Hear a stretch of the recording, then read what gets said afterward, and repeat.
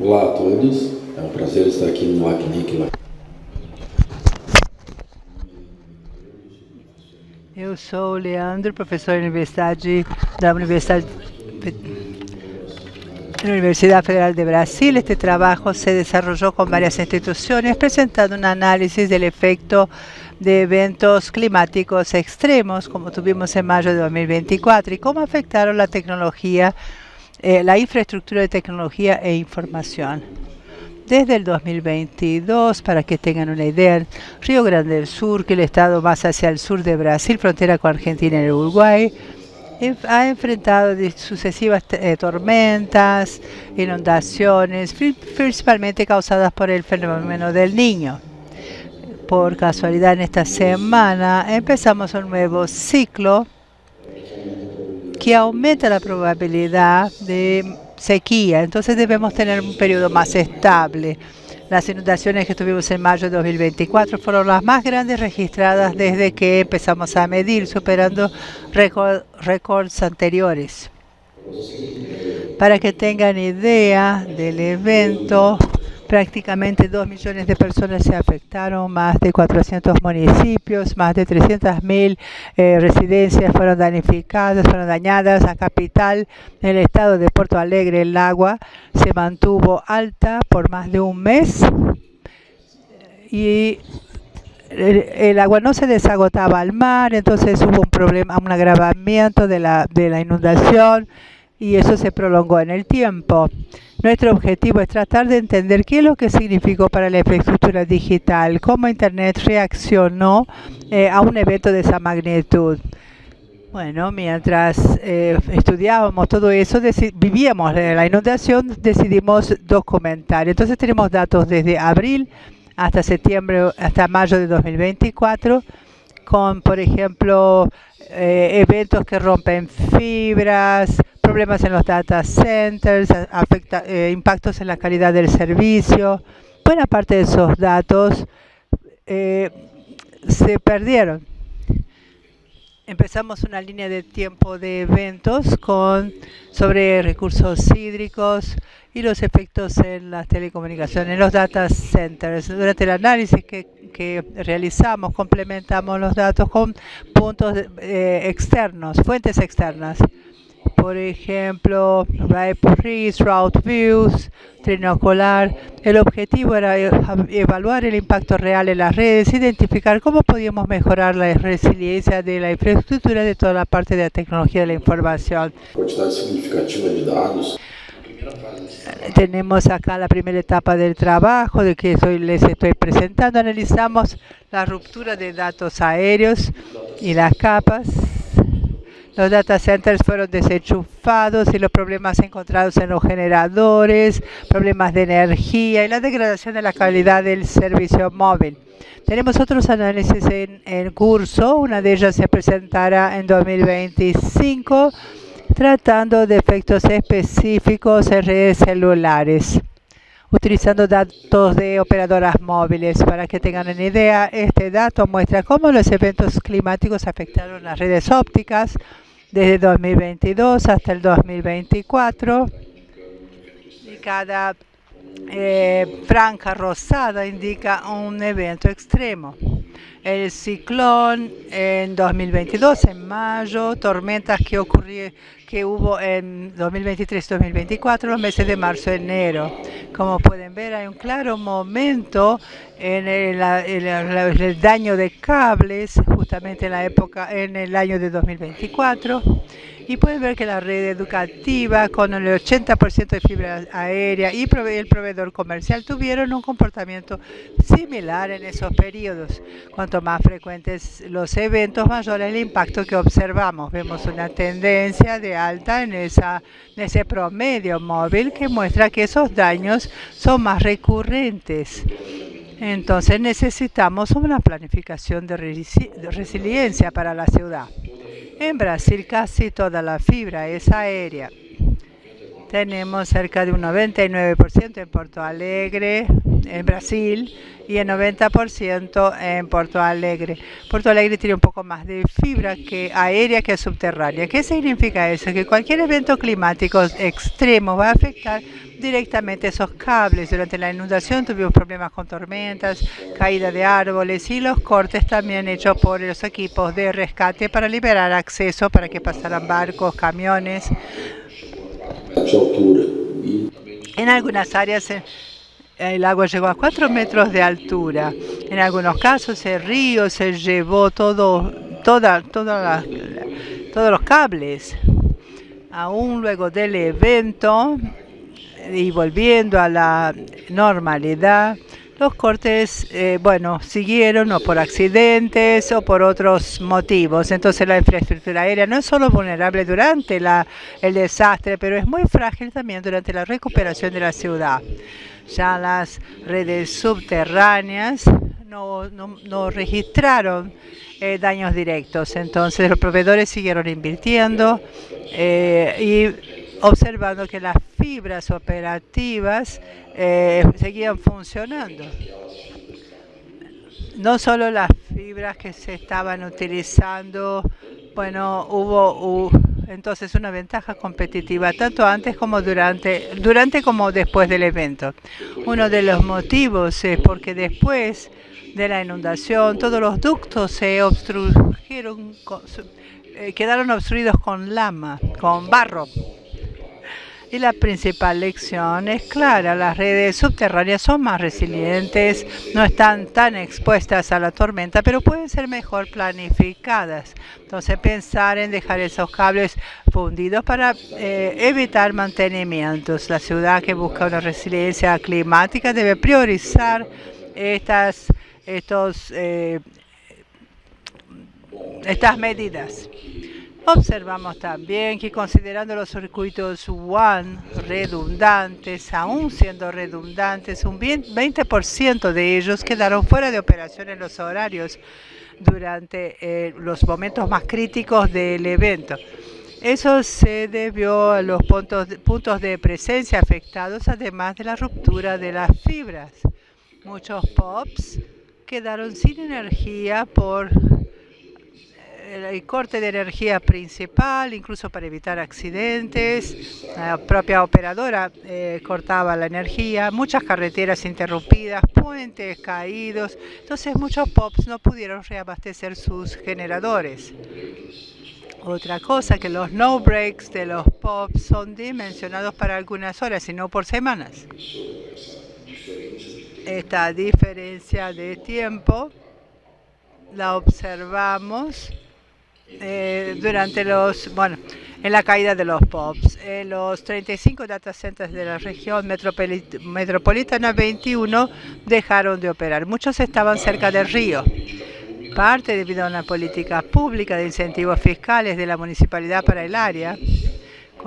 En cuanto a la contingencia, algunas instituciones tenían un respaldo, un data center de respaldo, entonces lograron reactivar las operaciones rápidamente. Otros casos fueron data centers que emigraron para la nube en algunos días, pero había un proyecto acá que ya estaba en curso, pero que se aceleró. Ninguna de las formas de contención física aplicadas para proteger data centers en la planta baja tuvo buenos resultados. Entonces el agua invadió todo por las fibras, por las rejillas en los baños. Los data centers que fueron desconectados tuvieron como causa algún generador con un no-break que estaba en el subsuelo o en planta baja, o había un problema de reabastecimiento. Otro punto fueron los data centers en pisos más altos, como retransmisores de telefonía móvil que estaban en los techos. El problema es que el reabastecimiento manual era muy complejo y la gran mayoría interrumpió el abastecimiento luego de una semana. Pueden ver acá una escalera en la foto porque entraban desde afuera del edificio para hacer el reabastecimiento. Algunas empresas instalaron grúas al lado de los edificios para mantener el abastecimiento de los generadores. Otro análisis que hicimos fue sobre el punto de intercambio de tráfico, el IX de Porto Alegre. Tuvo un rol fundamental. Aún después de un año del evento, cerca de un 3% de los participantes no pudieron volver a la actividad, si bien el volumen de tráfico aumentó. Durante el pico del evento, para que tengan idea, un 10% de los AES quedaron inaccesibles. Por otro lado, muchos proveedores lograron restablecer su conectividad a través de los puntos de intercambio de tráfico. Tuvimos 16 casos registrados de acuerdos entre proveedores o UXPs o ISPs para que pudieran reactivar su conectividad en Internet a través de los IXPs. Las lecciones principales indican que un IXP bien estructurado puede ser un factor decisivo para la continuidad de Internet durante la crisis. ¿Qué significa bien estructurado? Tener un central point distribuido en distintos lugares y también que el IXP sea suficientemente ágil para reconstruir el tránsito cuando necesario o reconstruir acuerdos entre proveedores. Cambiando para el próximo tema, en cuanto a las mediciones de calidad, tenemos dos ejemplos. Uno es la medición del usuario final a la izquierda y otra una medición de escuelas públicas al lado derecho. Si observan, van a ver un aumento en la parte de medición de usuarios finales y una disminución en el de las escuelas. Se esperaba eso para las escuelas, pero en la parte de los usuarios finales tuvimos que investigar más. ¿Por qué estábamos teniendo más mediciones? La conclusión fue que el aumento que veíamos en las mediciones de usuarios finales nos hizo concluir que los usuarios estaban probando más justamente cuando el servicio funcionaba peor. En rojo, debajo, ven las ciudades que estaban sufriendo algún tipo de calamidad. No tenían internet o las personas que estaban allí tenían otras prioridades además de acceder a internet. Y donde estaba mejor o había alguna conectividad en la parte verde, uno puede ver que el número de pruebas aumentó. También hicimos mediciones sobre RTT y ancho de banda, tanto para los usuarios de escuelas públicas como para los usuarios finales de celulares o residenciales. Hubo una caída liviana en el ancho de banda, fue poco afectado y el RTT se mantuvo constante durante todo ese periodo. El impacto que vimos en la experiencia del usuario fue claro. Con las ciudades afectadas, la recuperación fue más lenta. Entonces, cuando mejoró, los servicios también fueron retomados. Dos mediciones que tenemos. Eso bajo demanda o también mediciones basadas en las escuelas. Nos ayudaron a entender el desempeño real durante la inundación y muestra un patrón interesante. Las personas miden más cuando la Internet está peor. Eso quiere decir que la herramienta de medición y sus datos, los datos que brinda, son valiosos. Y los ISPs trataron de operar durante el evento con un router en el techo de una casa, una lona cubriendo, operando con baterías. Los pequeños proveedores lograron una rápida recuperación en días, en cosa de días. Los grandes proveedores, bueno, necesitaron más tiempo para recuperarse. ¿Cuáles son las lecciones aprendidas? Acá tenemos algunas que elegí. Una de ellas tiene que ver con la gestión de riesgo, que debe considerar un historial de más largo plazo. los estándares actuales que tenemos para la gestión de riesgo, que son las dos ISOs mencionadas, no cubren muy bien la parte de data center, distancia del agua, factores que van más allá de 5 o 10 años de inundaciones en el área. Entonces esto debe reverse todo esto, todo lo que describen esas ISOs. Los data centers que estuvieron en esa situación, todos pasaron por esa gestión de riesgo. También la infraestructura, otra conclusión es que la infraestructura subterránea es esencial. La colaboración comunitaria también fue muy importante, principalmente en el momento de empezar a recuperar la ciudad, restablecer 300.000 residencias, conseguir 300.000 equipos de conexión en las casas de los usuarios, exigió mucho esfuerzo, donaciones de empresas, préstamos de equipos, etcétera. Estos aprendizajes mostraron que la resiliencia no es solo técnica, es colectiva. Compartir datos, revisar prácticas, planificar en base a evidencias son caminos para que las redes estén más preparadas para los próximos eventos. Como resultado directo de estos eventos climáticos, Porto Alegre aprobó una nueva ley municipal que determina toda la sustitución de los cables aéreos por redes subterráneas en hasta 15 años. Esta es una acción en curso que busca poner toda la infraestructura eléctrica, fibra, cable, todo subterráneo. Es una acción muy importante, pero tiene un gran desafío. Para enterrar todos esos cables, necesitamos más coordinación entre proveedores, órganos públicos, concesionarios, sin mencionar que hay un costo significativo para eso. La diapositiva muestra acá cómo salvar vidas. Hay una iniciativa del gobierno norteamericano que dice que los órganos gubernamentales deben abrir los datos y cruzar información para dar acceso a la investigación. Es exactamente lo que estamos haciendo con los datos ahora. Datos abiertos. Sería muy bueno tener una legislación en ese sentido, pero estamos tratando de dejarlos acceso a los datos para prepararnos mejor para la próxima vez. La lección es sin infraestructura. Los datos son útiles cuando están abiertos y el trabajo se hace en colaboración.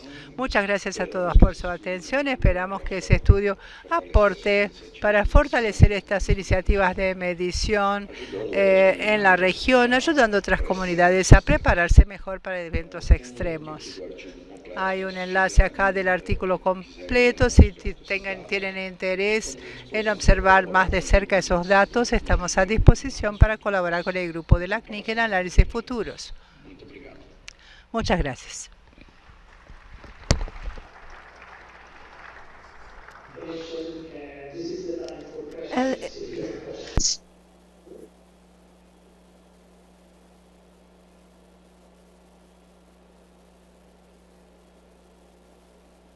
I am not able to see the room. Perdón, no puedo ver la sala. ¿Hay alguna pregunta por parte de los participantes? Yo tengo una pregunta para el profesor. En su presentación usted destacó el cableado subterráneo que es más resiliente. Ahora, considerando el costo y también el porcentaje reducido de la red subterránea en Brasil, ¿puede mencionar cómo se va a tratar este tema en la práctica y cuán factible es esto en su opinión?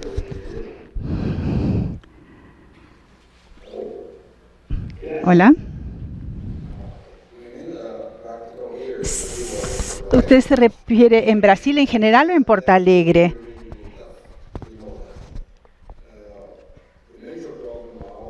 Ahora, el tema es quién va a pagar para todo este tendido de fibra, porque el gobierno quiere hacer como una especie de acuerdo con las empresas y en algunos casos es crear como un consorcio y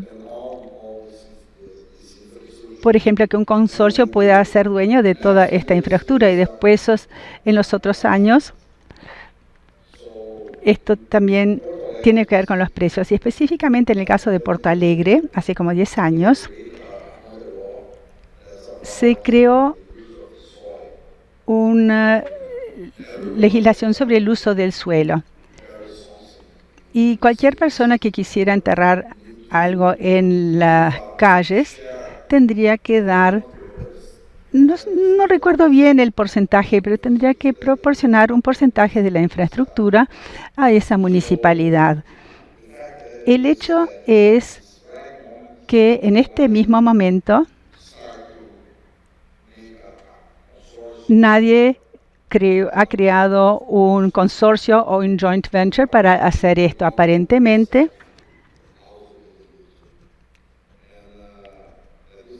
a esta altura hay más información. Estamos trabajando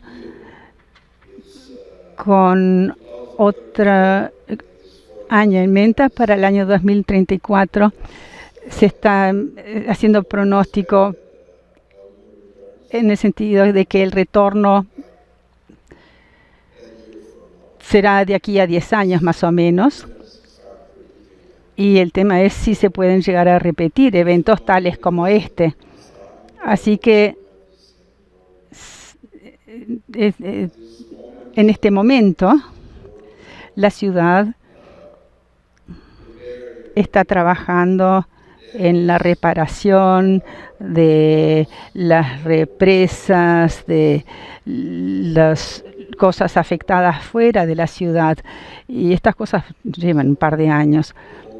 Esperamos que se puedan lograr estas iniciativas y se estima que serán de aquí a unos 15 años. Muchas gracias, profesor. Bueno, otro aplauso para el profesor antes de pasar al siguiente orador. Muchas gracias.